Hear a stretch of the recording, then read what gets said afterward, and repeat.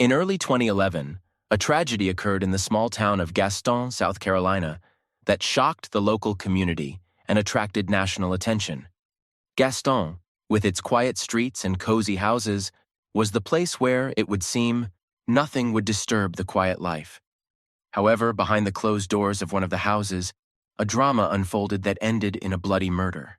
At the center of the events is the Harris family.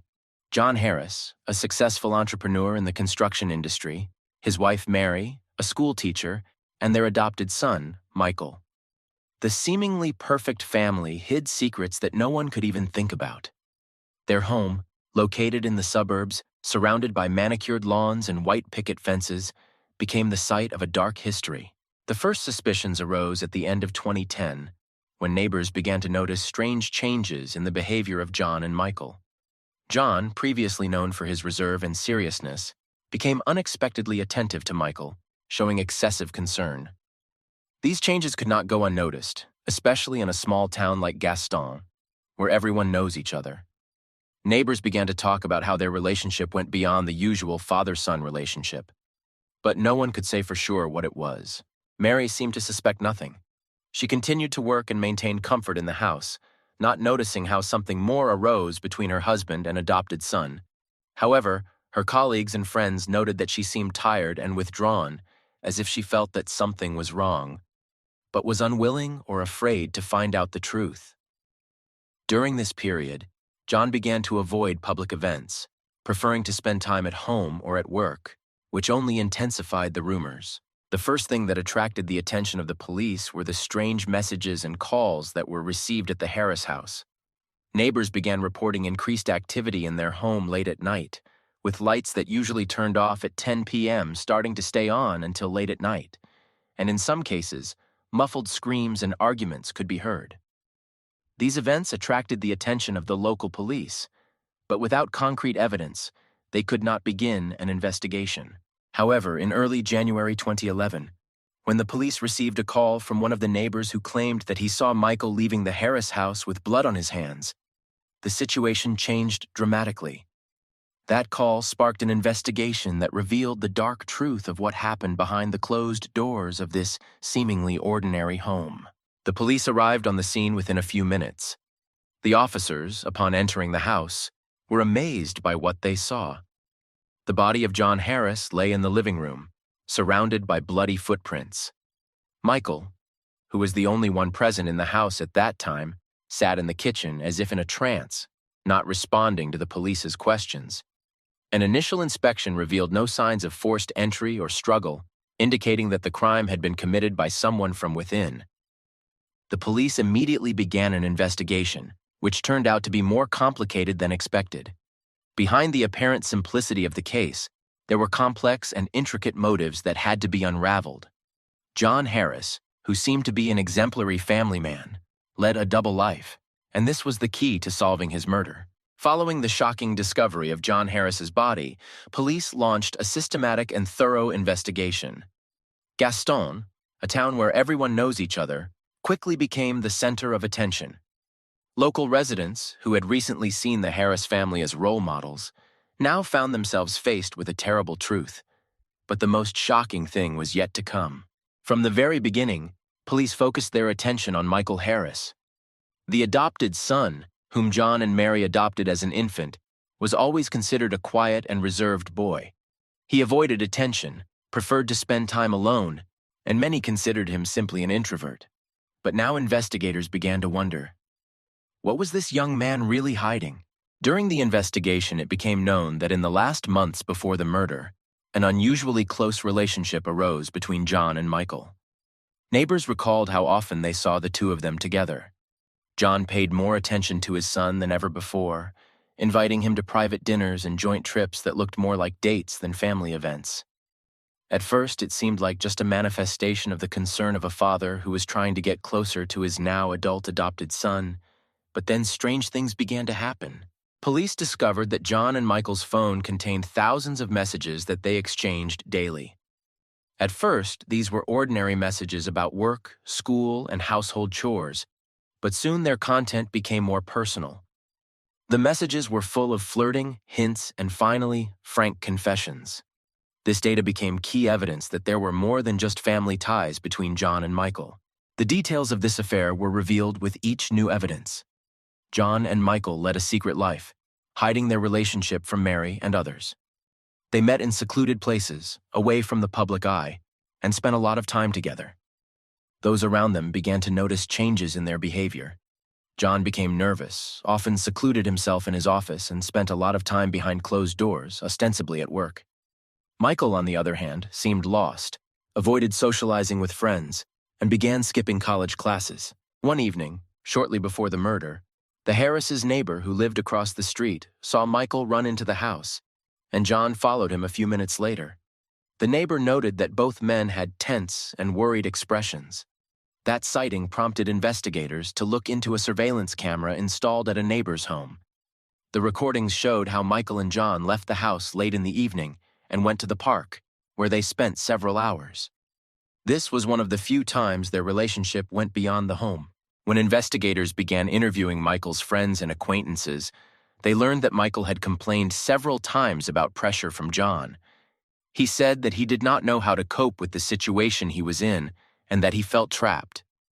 However, despite this, Michael did not seek help, continuing to hide his feelings from his mother and others. The investigation also revealed that John led a double life not only with Michael, but also with other men. His trips, ostensibly related to work, were actually a cover for meetings with other partners. This discovery came as a shock to Mary, who had considered her husband a faithful and devoted man all her life. When this information surfaced, she realized that her marriage was built on lies. With each new fact that was revealed, the atmosphere in the Harris house became more and more tense.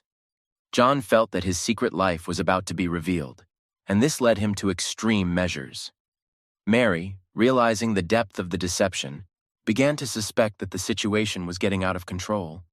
But even then, she could not imagine how tragic it would end. After the revelation of the secret relationship between John and Michael, tensions in the Harris family reach a critical point. What started out as a hidden affair was now becoming an unbearable burden for everyone involved in the drama. Beginning in late January 2011, the situation in the Harris household became increasingly volatile. Mary Harris, who had been unaware of what was happening until this point, began to notice obvious changes in the behavior of her husband and adopted son. She felt that something was wrong, but could not fully understand what exactly the problem was. John, who had always been calm and level-headed, began to show outbursts of irritation and nervousness. Michael, on the other hand, became even more withdrawn and avoided contact with his mother. Neighbors began to notice that screams and sounds of quarrels were increasingly heard from the Harris house. One neighbor recalled hearing a loud noise coming from the Harris home one evening. That evening, he saw John run out of the house, clearly under great stress. Michael followed a few minutes later but didn't seem to be trying to catch up.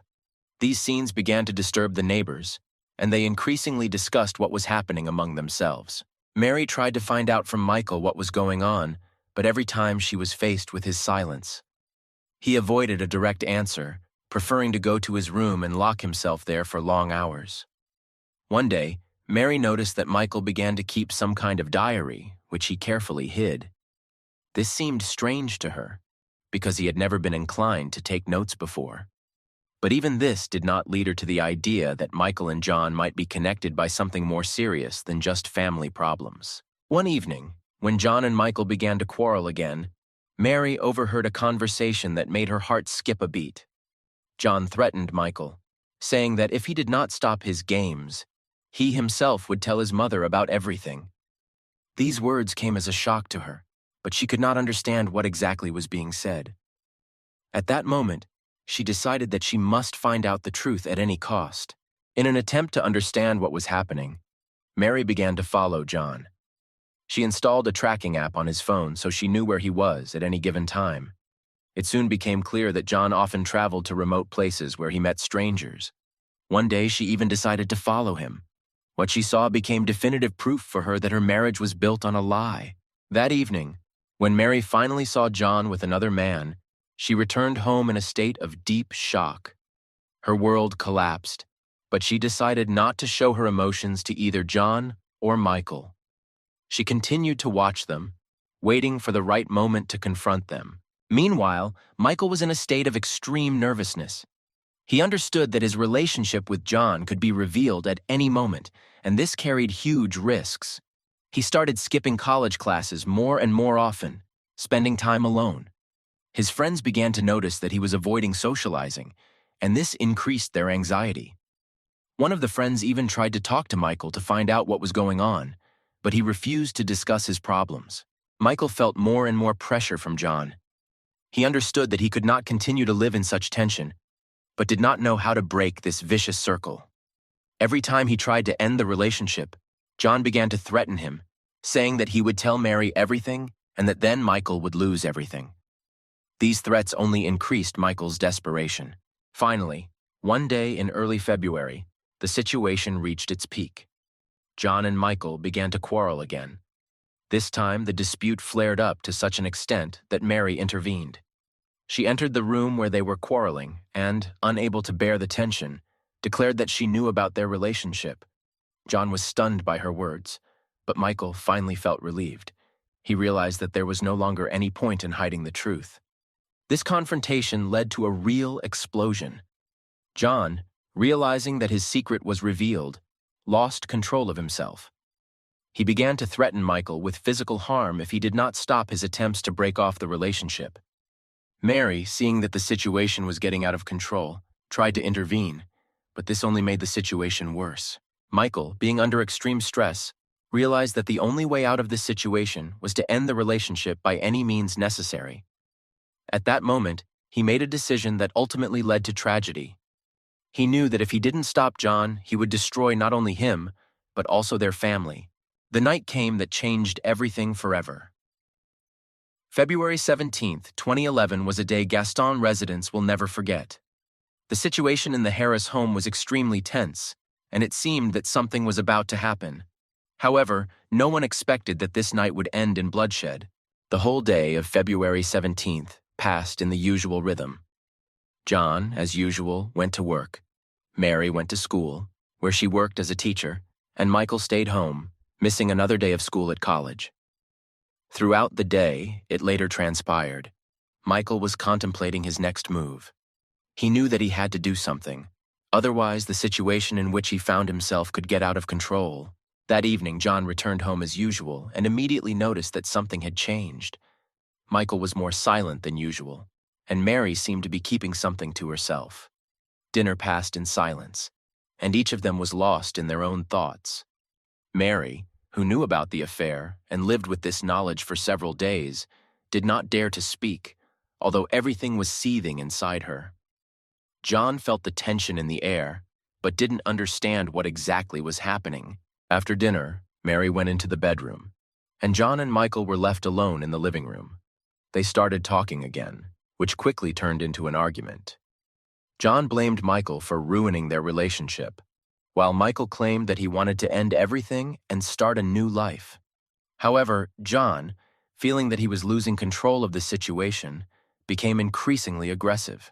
As the argument escalated, John began to threaten Michael that if he told anyone about their affair, the consequences would be disastrous.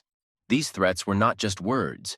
John, having power and money, could really harm Michael, both financially and morally.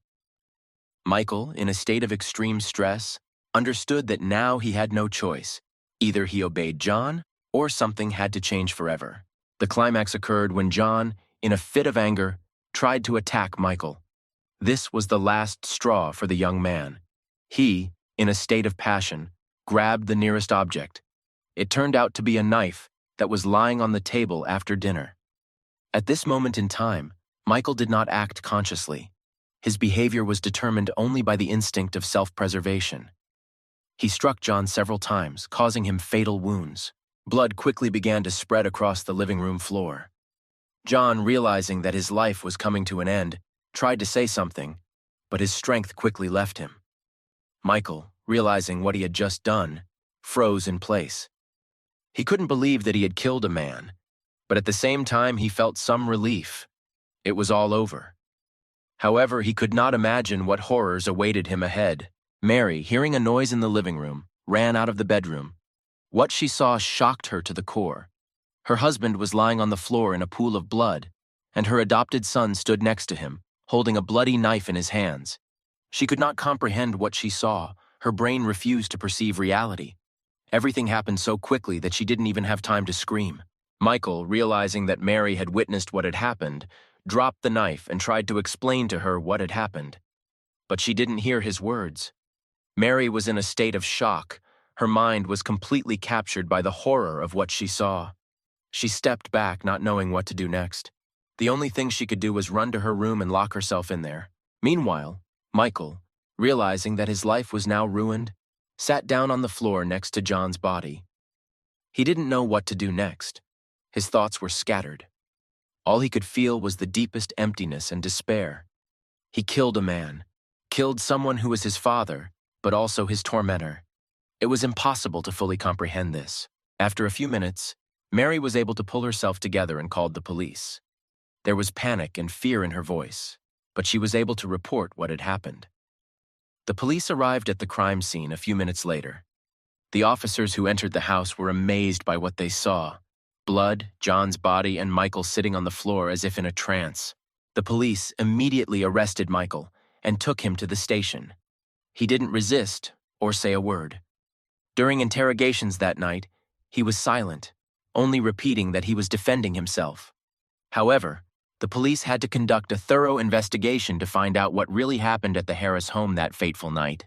The night of the murder was just the beginning of a complex and intense investigation that soon spanned the city and attracted national media attention. Immediately after the arrest of Michael Harris, the process of collecting evidence and interrogating began to establish an accurate picture of the events of that night. Police, forensic scientists, and detectives have joined forces to find out what led to the tragedy and who is truly responsible for the death of John Harris. The police who arrived at the crime scene immediately began searching the house. Forensic scientists found a lot of evidence at the murder scene: a bloody knife, signs of a struggle on the living room floor, as well as blood that was found not only next to John's body, but also on Michael's clothes. These marks indicated that there had been a violent struggle in the house, but one of the main tasks was to find out whether it was a deliberate attack or self-defense, as Michael claimed. Michael was immediately taken to the police station for questioning. However, despite the detective's best efforts, his testimony remained unclear and contradictory. He claimed that he was defending himself from an aggressive attack by John, but the details of the events of that night seemed confusing and incomplete. Michael was in a state of shock, and his psychological state made the work of investigators more difficult. During the first few days of the investigation, police focused on examining the Harris family's surroundings. Detectives interviewed neighbors, co-workers, and family friends to gather as much information as possible about the lives of John, Mary, and Michael. Many of those interviewed noted that there were clear signs of tension in the family in the last months before the murder. Neighbors recalled frequent quarrels and screams coming from the house, but no one could have imagined that everything would end so tragically. However, what attracted most of the investigators' attention was the secret life of John Harris, which began to unfold as the investigation progressed. An analysis of his phone and email revealed that John was leading a double life, meeting men outside the city and maintaining relationships that he hid from his wife and others. These meetings took place over several years, and as it turned out, Michael was only one of John's many partners.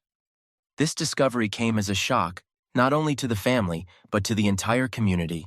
Detectives began examining John's financial records to see if his relationships with Michael and other men involved blackmail or other criminal acts.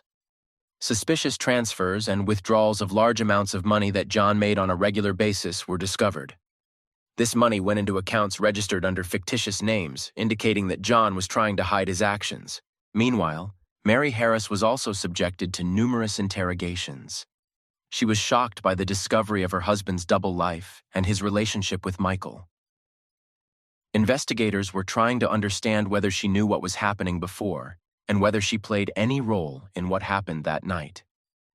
However, Mary insisted that she only found out about everything a few days before the murder, and her testimony was confirmed by analysis of her phone calls and messages. One of the key points in the investigation was the analysis of Michael's diary, which was found in his room. This diary contained many entries that revealed his inner world and his relationship with John. In the notes, Michael described his feelings, fears, and despair, as well as the pressure that John put on him. These recordings provided important evidence to support Michael's claims that he was under extreme stress and felt trapped. Forensic experts conducted a detailed examination of John's body to determine the exact cause of death. It turned out that John died from multiple stab wounds inflicted at close range. However, signs of a struggle were also found on his body, indicating that he was trying to defend himself. These findings were key to determining whether John's death was the result of self-defense or premeditated homicide. During further investigation, the police also focused on analyzing Michael's psychological state. Experts were brought into the case to assess his mental state and ability to comprehend his actions at the time of the crime. These examinations showed that Michael was under severe emotional stress, caused by pressure from John and fear of exposure of their relationship. At the same time, police were exploring the possibility of other motives that could lead to the murder. It was considered that Michael could have killed John out of jealousy or fear that their relationship would become known. The possibility that Mary could have somehow influenced Michael's actions by knowing what was happening was also explored. As a result, the investigation showed that the situation in the Harris home was much more complicated than it seemed at first glance. This was not a simple case of domestic violence or a crime of jealousy. Secret relationships, ulterior motives, and internal conflicts led to a tragedy that destroyed not only the family, but the entire community. The investigation into the Harris family was drawing to a close, but even as the details of the tragedy became clearer, remaining questions and controversy sparked much debate among investigators, lawyers, and the public. The final part of this grim story reveals how justice and public opinion have struggled to understand what really happened on that fateful night and what lessons have been learned from this tragic event. After months of painstaking work, interviews, evidence analysis, and expert testimony, the case of Michael Harris finally went to trial. The case was based on extensive evidence collected by police, including interview tapes, diaries, financial documents, and witness statements. The main line of accusation was that Michael deliberately killed John as a result of the growing tension and pressure he felt in his relationship with his adoptive father. Prosecutors argued that Michael acted in cold blood and planned the murder in advance. They referred to entries in his diary in which Michael described his despair and desire to end the relationship. The prosecution also pointed to signs of a struggle at the crime scene, arguing that Michael could have initiated the conflict and then used it as justification for the murder. However, Michael's defense adhered to a different version of events. They insisted that the young man acted in a state of passion and was defending himself from an aggressive attack from John. The defense presented evidence that John repeatedly threatened Michael with physical harm if he tried to end their relationship or told anyone about their existence. Testimonies from psychologists were also given who claimed that Michael was under enormous pressure and could not adequately assess his actions at the time of the crime. The trial lasted several weeks and attracted national attention. The media covered every day of the trial in detail, emphasizing the sensational aspects of the case: the secret affair, domestic violence, the hidden life of John Harris. Journalists actively discussed not only the legal, but also the moral aspects of the case, which caused a wide public outcry. Mary Harris also spoke at the trial and became a key witness for the prosecution. She talked about how she found out about her husband's affair with her adopted son, about her suspicions, and about that fateful night when everything was revealed. Her testimony was filled with pain and despair, and it was difficult for the court not to sympathize with a woman who had lost everything: her husband, son, and faith in her family. However, the defense argued that Mary may have been biased given her emotional state. One of the most dramatic moments of the trial came when evidence of John's double life was brought into the courtroom. Defense lawyers tried to show that John led a manipulative lifestyle, hiding his true intentions and forcing Michael into relationships that were not to his liking. This caused widespread public outcry and changed the perception of the case in the eyes of many observers. The judges and jury were given a difficult task. They had to decide whether Michael was guilty of premeditated murder or his actions were the result of self-defense under extreme stress. Public opinion was divided. Some considered Michael a victim of circumstances and John's manipulations. Others considered him a cold-blooded killer who used his problems as an excuse for the crime. After much deliberation and evaluation of all the evidence presented, the jury returned its verdict. Michael Harris was found guilty of manslaughter committed in the heat of passion.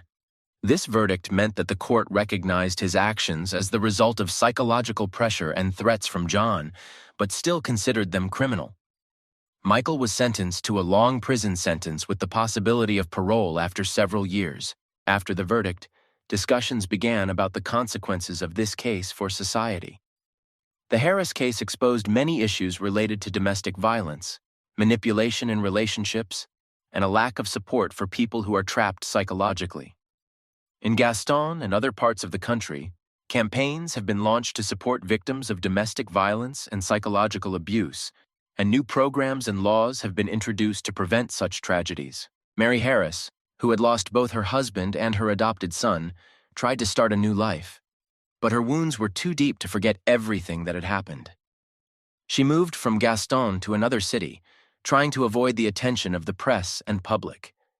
Her story became an example of how lying and hiding the truth can destroy lives. Michael Harris, despite his prison sentence, left many questions behind. His fate has become a symbol of how despair and hopelessness can lead to dire consequences. His story has become the subject of discussion in psychological circles and criminology textbooks as an example of how difficult it is to draw the line between victim and perpetrator.